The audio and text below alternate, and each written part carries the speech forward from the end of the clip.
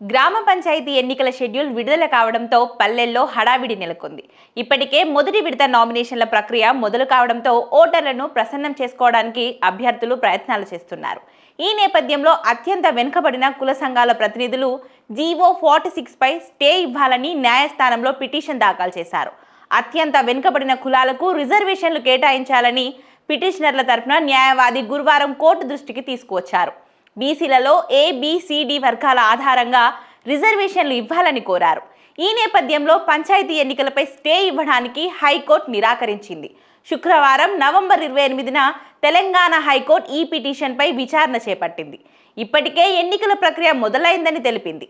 ఈ దశలో స్టే విధించలేమని తేల్చి చెప్పేసింది.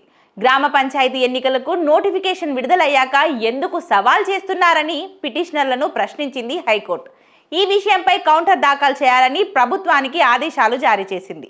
ఈ విషయంపై తదుపరి విచారణను 8 వారాలకు వాయిదా వేసింది. హైకోర్టు స్టే నిరాకరించడంతో ఎన్నికల ప్రక్రియకు సజావుగా సాగేందుకు అవకాశం ఏర్పడింది.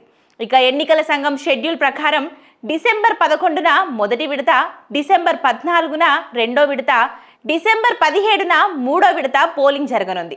కాగా గ్రామ పంచాయతీ ఎన్నికలపై అభ్యంతరాలు వ్యక్తమవుతున్న నేపథ్యంలో తెలంగాణ ప్రభుత్వం కీలక నిర్ణయం తీసుకుంది.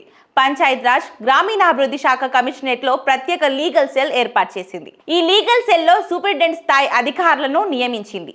ఈ మేరకు పంచాయతీరాజ్ శాఖ డైరెక్టర్ గురువారం నవంబర్ 27న ఉత్తర్వులు ఇచ్చారు. అనుకున్న సమయంలోపు ఎన్నికలు సజావుగా పూర్తి చేసే విధంగా ఈ లీగల్ సెల్ పనిచేయాలని ప్రభుత్వం ఆదేశించింది. అందుకోసం లీగల్ సెల్ జిల్లాలతో సమన్వయం చేసుకోవాలని సూచించింది.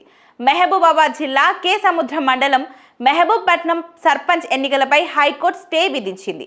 6 ఓటర్లు ఉన్న ఎస్టీలకు ఒక సర్పంచ్, 3 వార్డు స్థానాలు ఎలా రిజర్వ్ చేశారంటూ ప్రభుత్వాన్ని హైకోర్టు ప్రశ్నించింది. కాగా ఈ రిజర్వేషన్లు మార్చాలని గ్రామానికి చెందిన యాకూబ్, శ్రీకాంతాచారి, లింగయ్య, విజయ్, వెంకటమల్లు, పోలు నాగయ్య అనే వ్యక్తులు బుధవారం హైకోర్టులో పిటిషన్ దాఖలు చేశారు.